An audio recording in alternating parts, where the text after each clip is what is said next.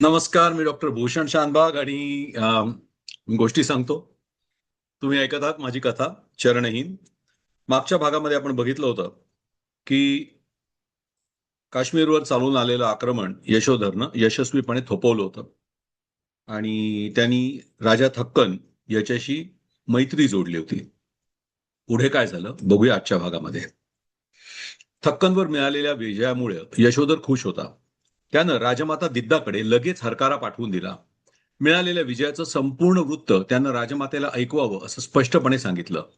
मिळालेल्या लुटीची यादी सुद्धा त्यानं हरकाऱ्याबरोबर दिली होती. सरदार हिम्मक ही वार्ता जेव्हा श्रीनगरला पोहोचेल तेव्हा राजमाता किती खुश होईल, त्यानं हिम्मकला विचारलं. यशोधरजी, राजमाता संपूर्ण नगरात तुमच्यासाठी पायघड्या घालतील, हिम्मक म्हणाला. हो, सगळं राजनगर या विजयामुळे उजळून निघेल. एरमंतकनं पुस्ती जोडली. कोणी काय सुचवत होतं तर कोणी काय सुचवत होतं. श्रीनगरच्या कुठल्याही सैन्यानं आजवर इतकं असं घवघवीत यश कधीच संपादन केलं नव्हतं. किंबहुना जवळजवळ 50 वर्ष श्रीनगरमध्ये कधीच कोणी स्थिर शासक नसल्यामुळे आपापसातल्या लढायातच काश्मीर गुंतून पडलं होतं. यशोधरनं संपूर्ण सैन्याला स्पष्ट आज्ञा देऊन ठेवल्या. श्रीनगरच्या 2 मुक्काम आधी सर्वांनी स्वच्छतेकडे लक्ष द्यायचं. एकसारखे गणवेश घातलेली सेना मिरवणुकीनं श्रीनगरमध्ये शिरणार होती. राजमाता काय आणि कसं स्वागत करतील तो वेगळा मुद्दा होता, पण यशोधरचा थक्कनवरचा विजय सर्व नागरिकांच्या मनावर कोरला जाणं आवश्यक होतं. यशोधरजी, मला आणखी एक शक्यता वाटते, मुकुल म्हणाला. कुठली? कंपनेश रक्क आता वयस्क होऊ लागलेत. त्यांच्या जागी दुसऱ्या कोणाची तरी नेमणूक करायची वेळ येऊन ठेपली आहे. मला वाटतं हे तुमचं उज्ज्वल यश पाहून राजमाता त्यांना निवृत्त करतील आणि तुम्हाला कंपनेशाचा हुद्दा देतील. असं म्हणता? दुसरा आहेच कोण, हिम्मक म्हणाला. मला पण हिम्मकजी म्हणतात ते पटतंय, हैरमंतक म्हणाला. इतका मोठा विजय आजवर काश्मीरच्या इतिहासात कोणी नोंदवला नसेल. यशोधरजी, जर राजमातेनं तुम्हाला कंपनीस नाही बनवलं तर आपण त्यांना करायला भाग पाडू. शेवटी तुम्ही विजयासाठी एवढे कष्ट घेतले, त्याचं कुठेतरी चीज व्हायलाच हवं की नाही, मुकुल म्हणाला. शुभधर आणि उदयगुप्त दोघे बाजूला बसून ऐकत होते. दोघे वयानं लहान असल्यानं मोठ्यांच्या मध्ये बोलायची बेअदबी त्यांनी कधीच केली नसती. पण त्यांनाही यशोधरला या विजयाबद्दल काहीतरी मोठं बक्षीस दिलं जाणार याबद्दल काहीच शंका नव्हती. काश्मीरच्या पश्चिमेला यशोधर थक्कन बरोबर लढायला सैन्य गेल्याची संधी साधून काश्मीरच्या पूर्व भागात बंडाळी माजली. दिद्दानं ते बंड मोडून काढायला राजकुल भट्ट या सरदाराला एकांगीना घेऊन पाठवलं. राजकुल भट्ट नरवाहांचा वाचा होता. बरेच एकांगी त्याच्या मदतीला त्याच्याबरोबर चालू पडले. श्रीनगरच्या रक्षणासाठी कंपनेश रक्क आणि थोडी सेना होती. त्यातच यशोधर विजयी झाल्याची खबर श्रीनगरमध्ये येऊन धडकली. राजमाता दिद्दा अर्थातच खुश झाली. किती म्हटलं तरी तिला थक्कन विरुद्ध विजय मिळवता येईल याची खात्री नव्हती. खरं बघायचं तर काश्मीरच्या सेनेची ताकद एकांगी वगळले तर थक्कनच्या जवळपासही नव्हती. परिस्थितीचा फायदा मिळाला म्हणून यशोधर जिंकू शकला होता. पण आता यापुढे मात्र गांधारून हल्ला व्हायची शक्यता उरली नाही हा विचार तिला सुखावत होता. कंपनेश रक्क मात्र अस्वस्थ झाला होता. यशोधर परत आला की तो आपल्या पदावर हक्क सांगणार हा विचार त्याला बेचैन करत होता. तो राजमाता दिद्दाला भेटायला गेला. गंजाध्यक्ष सिंधू तेव्हा राजमातेसोबत बोलत बसला होता. तो यशोधरनं पाठवलेल्या खंडणीचे तपशील राजमातेला सांगत होता. प्रणाम राजमाता, रक्क म्हणाला. प्रणाम कंपनेशजी, बसा जरा. मी जरा गंजाध्यक्षांकडून मिळालेल्या खंडणीचे तपशील समजून घेते, मग आपण बोलू. थोड्याच वेळात सिंधूचं बोलणं संपलं. दिद्दा बोलू लागली. कंपनेशजी, मिळालेल्या खंडणीचे तपशील तुम्ही ऐकलेतच. यशोधरनं मोठाच विजय प्राप्त केलाय. खरंय राजमाता, पण पण काय कंपनीची? राजमाता, माझ्याकडे जी बातमी आली आहे त्यावर तसं बघायचं तर मी विश्वास ठेवायला तयार नाही, पण तरीही कंपनीची काय ते स्पष्ट बोला. राजमाता, इतका मोठा विजय मिळवला ठीक आहे, पण त्या मानाने मिळालेली खंडणी कमी नाही वाटत? कमी? होय राजमाता, आणि माझ्याकडे आलेल्या गुप्त माहितीनुसार आणखी काही अशा बाबी आहेत ज्या यशोधर बाबत प्रश्नचिन्ह उभ्या करतात. कंपनीची तुम्ही संपूर्ण गोष्ट एकदम सांगणार आहात का असंच तुकड्या तुकड्यामध्ये? राजमाता, तुम्ही यशोधरला जाण्यापूर्वी सांगितलं होतं की राजे थक्कन यांचा समूळ नाश करा. ते परत जाऊ शकले नाही पाहिजेत. राजे थक्कन यशोधरच्या हातात आले होते, त्यांची भेटही झाली, पण यशोधरनं त्यांचा वध न करता त्यांना जाऊ दिलं. का राजमाता? तुमची आज्ञा त्यानं का पाळली नाही? कंपनीची, तुम्ही म्हणता त्यात तथ्य निश्चित आहे, पण तरी याचं कारण आपल्याला कंपनाधिपती यशोधर यांनाच विचारावं लागेल. राजामाता, अंतिम निर्णय तुम्हालाच घ्यायचा आहे, पण माझ्या मनात काय येतं ते सांगून ठेवतो. राजे थक्कन यांना जिवंत सोडण्यामागचं एकमेव कारण हे की उद्या तुमच्या विरोधात जर यशोधर उभा राहिला तर तो राजे थक्कन यांना काश्मीरवर आक्रमण करण्यासाठी निमंत्रण देऊ शकतो.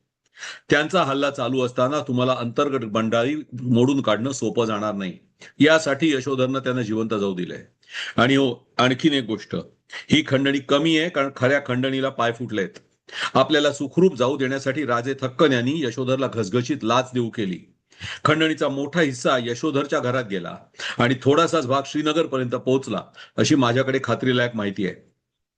काय सांगता कंपनीची? राजमाता खरं ते सांगतोय. राजे थक्कन यांनी जी खंडणी दिली त्याचे वाटे केले गेले. कंपनाधिपती यशोधर यांना अर्थातच सगळ्यात मोठा वाटा मिळाला. राजे ऐरमंतक, हिम्मक आणि मुकुल यांना सुद्धा त्यातला हिस्सा मिळाला आणि हे हिस्से गेल्यावर उरलेला खजिना श्रीनगरकडे पाठवला गेला. हे सर्वसंमतीनं झालंय? दिद्दानं विचारलं. राजमाता, हे सर्व फाल्गुनच्या बंडातले सामील लोक आहेत. ते कधीच तुमच्याशी एकनिष्ठ नव्हते. त्यांची नेमणूक या मोहिमेवर केली तेव्हाच मला खटकत होतं. मी तुम्हाला सांगितलं पण होतं. पण कंपनीजी, या सर्वांनी शपथपूर्वक मला एकनिष्ठ असण्याबद्दल सांगितलं होतं. राजमाता, समोर धन दिसलं ना की भल्या भल्यांची सुद्धा बुद्धी फिरते. मागे महिमांच्या वेळेला शंकर स्वामी सुद्धा मिळालेल्या धनाकडे कानाडोळा करू शकले नव्हते. त्यांचा लोभीपणा हेरून तुम्हीच त्यांना धन दिलं होतं ना? ते खरंय कंपनीजी, मला चौकशी करायला लागेल. मला वाटतं राजमाता, तुम्ही गंजाध्यक्षांनाच अंदाज का नाही विचारत? रक्क सिंधूकडे पाहत म्हणाला. हा, ते सुद्धा ठीक आहे. गंजाध्यक्ष कंपनीश म्हणतायत, यात तुम्हाला काही तथ्य वाटतंय का? राजमाता, पुराव्याशिवाय निश्चित सांगणं कठीण आहे, पण कंपनाधिपती यशोधर यांनी 5 घोडे थक्कन यांना प्रेमाची भेट म्हणून दिले अशी विश्वसनीय माहिती आहे. उगीच कोणी शरणागताला भेट कशाला देईल? दिदा आता विचारत पडली. यशोधरनं आज्ञा पाळली नव्हती हे तर खरंच होतं, पण मिळालेली कमी खंडणी, दिलेल्या भेटी हे सर्व एकच दाखवत होतं की यशोधर तिच्याशी प्रामाणिक नव्हता. याचा कठोर बंदोबस्त करायची गरज होती. पण यशोधरला मुकुल, हिम्मक, ऐरमंतक, शुभधर, उदयगुप्त सगळ्यांचीच साथ नक्कीच मिळणार होती. एकांगिना घेऊन राजकुल भट्ट तर लांब गेला होता. दिद्दाकडे पुरेसं सैन्य नव्हतं. अशा परिस्थितीत काय करावं हा प्रश्न होता. तिनं राजकुल भट्टला शक्य होईल तितकी सगळी सेना जमा करून तातडीनं माघारी श्रीनगरला येण्याचा खलिता पाठवला. कंपनीस रक्काला आदेश दिला, उपलब्ध सर्व सैन्य घेऊन त्यानं माघारी येणाऱ्या यशोधरला रोखावं आणि त्याचा नायनाट करावा. ते शक्य झालं नाही तर त्याला काश्मीरच्या राज्याच्या हद्दीबाहेर पिटाळून लावावं. यशोधरला आपण हद्दपार करत असल्याचा आदेश तिनं जारी केला आणि या सगळ्याची यशोधरला कल्पनाच नव्हती. आपल्या होऊ घातलेल्या प्रचंड स्वागताची स्वप्न पाहत तो श्रीनगरची वाट चालत होता. यशोधर आणि त्याचं सैन्य श्रीनगरच्या मार्गावर होतं. इतक्यात त्याचा एक विश्वासू दूत वेगानं दौडत त्याच्याकडे आला. यशोधरजी, यशोधरजी, तो धापा टाकत होता. त्याचा घोडा सुद्धा किती थकलाय हे त्याच्याकडे पाहूनच कळत होतं. तोंडातून फेस गळत होता. काय झालं रे दिवाकर? यशोधरनं विचारलं. यशोधरजी, यशोधरजी, पुढे जाऊ नका, तुम्हाला धोका आहे. राजमाता दिद्दा यांनी तुमच्याशी लढाईची पूर्ण तयारी केली आहे. तुम्हाला मारून टाकायचं किंवा राज्याबाहेर घालवून द्यायचं असा हुकूम त्यांनी कंपनीश रक्क यांना दिलाय. काय? बरं आहेस ना दिवाकर? यशोधरनं विचारलं. यशोधरजी, मी सत्य तेच सांगतोय, काही गफलत नाही. राजमाता दिद्दा यांनी तुमच्या विरुद्ध लढण्यासाठी सैन्याची जुळवाजुळव केली आहे. पण का? शुभधरनं विचारलं.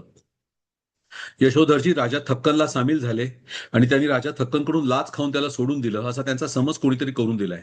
त्यामुळे ते यशोधरजींवर रुष्ट झालेत. हा सरसरा अन्याय आहे, हिम्मक म्हणाला.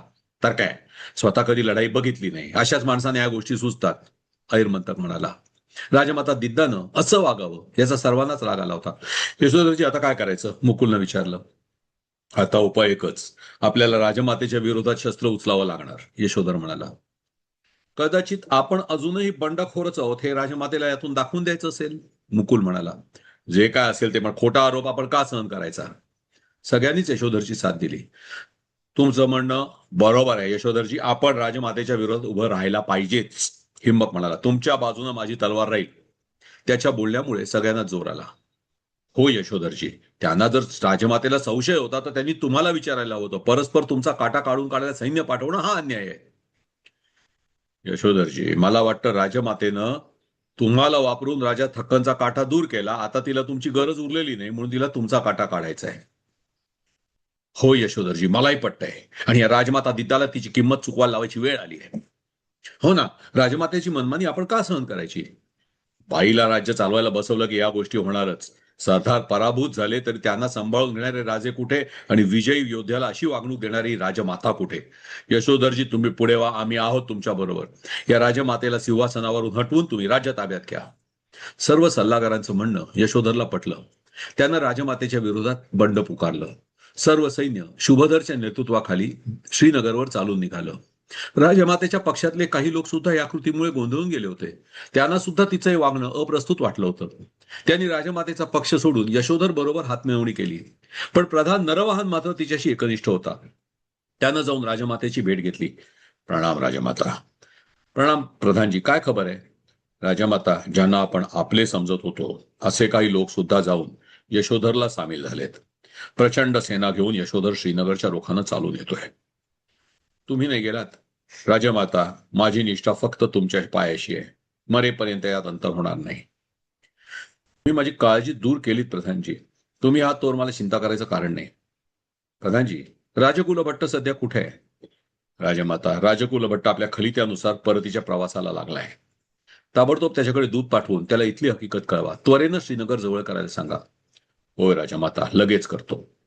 राजमाता दिद्दानं आपले नवे सरदार शिपाटक आणि हंस यांना पाचारण केलं. दोघेही हजर झाले. राजमातेनं त्यांना राजवाड्याच्या रक्षणासाठी नेमलं. दिद्दानं सांगितलं, शिपाटक, तुमची सेना घेऊन तुम्ही राजमहालाचं उत्तर आणि पूर्वेकडे पहारा ठेवा. हंस, तुम्ही पश्चिम आणि दक्षिणेकडे ठेवा. या दिशांनी राज आक्रमण होत नाही हे पहा. श्रीनगरमध्ये आता सुद्धा 100 एकांगी आहेतच. महाराचं सिंहद्वार रक्षण करण्याची जबाबदारी मी त्यांच्यावर देते. काहीही झालं तरी यशोधर आणि त्यांच्या सेनेला राजमहालात घुसू द्यायचं नाही. रक्क आपली सेना घेऊन यशोधरच्या बंदोबस्तासाठी गेला होता, पण त्याच्याकडून काही खबरबात नव्हती. शुभधर सैन्याला घेऊन श्रीनगरच्या समीप पोहोचल्याची बातमी आली. दिद्दानं पूर्वीप्रमाणेच अभिमन्यूला इराच्या सोबतीनं भट्टारक मठात पाठवून दिलं. 50 एकांगी त्याच्याबरोबर दिले. भट्टारक मठ जास्त सुरक्षित होता. गरज पडली तर तिथून अभिमन्यू श्रीनगरच्या बाहेर निसटू शकला असता. ती स्वतः वलगाला बरोबर घेऊन राजमहालातच थांबली. वलगा, प्रधान नरवाहन तरी माझ्याशी एकनिष्ठ आहेत हे बरं झालं. होय राजमाता, ते नसते तर या हल्ल्याला तोंड देणं कठीण झालं असतं. आता तू राजकुमारीवरून राजमातावर आलीस वाटतं. राजमाता, आधी ठीक होतं, पण आता अभिमन्यू महाराज मोठे झालेत, त्यामुळे तुम्हाला राजमाता म्हणणंच योग्य आहे. म्हण काहीही म्हण, किती दिवस आता इथे म्हणायला मिळतं हा प्रश्न आहे. या युद्धाचा निकाल काय लागतो त्यावर सर्व काही अवलंबून आहे. राजमाता, जोर प्रधान नरवाहन आपल्या बाजूने आहे तोवर काळजी करू नका. ते आणि त्यांचे लोक तुमच्या केसालाही धक्का लागू देणार नाहीत. मला वाटतं या निष्ठेचं त्यांना काहीतरी बक्षीस द्यायला हवं, नाही का वल्गा? खरंय राजमाता, त्यांच्या निष्ठेला तोड नाही. तुमच्यासाठी जीव द्यायला सुद्धा ते मागे पुढे पाहणार नाही. हा, या बंडाचा मोड झाला की नक्की त्यांची संभावना करू, दिद्दा म्हणाली. पण जशा खबरा येऊ लागल्या तसं चित्र दिद्दाच्या विरोधातच रंगू लागलं. यशोधर आणि मुकुल यांनी श्रीनगर वेढलं होतं.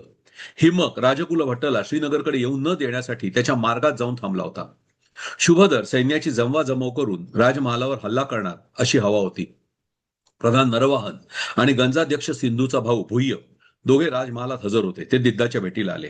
प्रणाम राजमाता. प्रणाम. काय खबर आहे प्रधानजी? राजमाता, खबरा तर सर्व विरुद्धच आहेत, पण राजकुल भट्ट आज रात्रीपर्यंत अगदी एका मजलेवर येऊन पोहोचावा अशी बातमी आहे. जल्दीनं आला तर उद्या दुपारपर्यंत इथं येऊन पोहोचावा.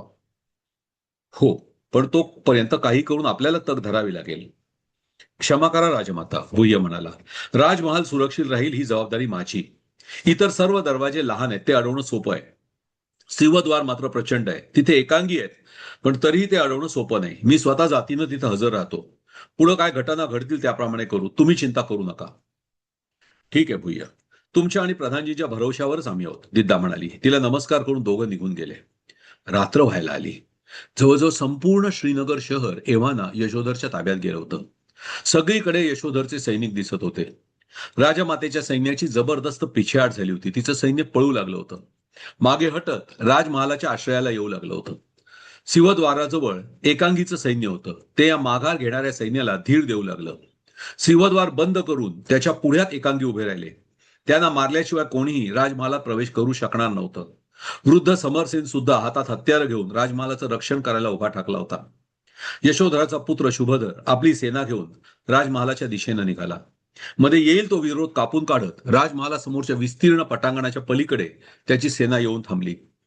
आता तो आणि राजमहाल याच्यामध्ये फक्त ते पटांगण आणि दरवाजाच्या समोर तयारीत असलेले एकांगी होते.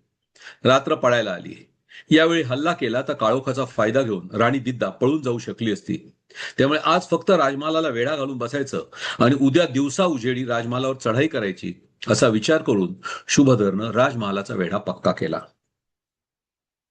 पुढे काय झालं? उत्सुकता मला तरी आहे, तुम्हाला असेलच. पुढच्या भागात बघूया पुढे काय झालं. ऐकत राहा चरणही. धन्यवाद.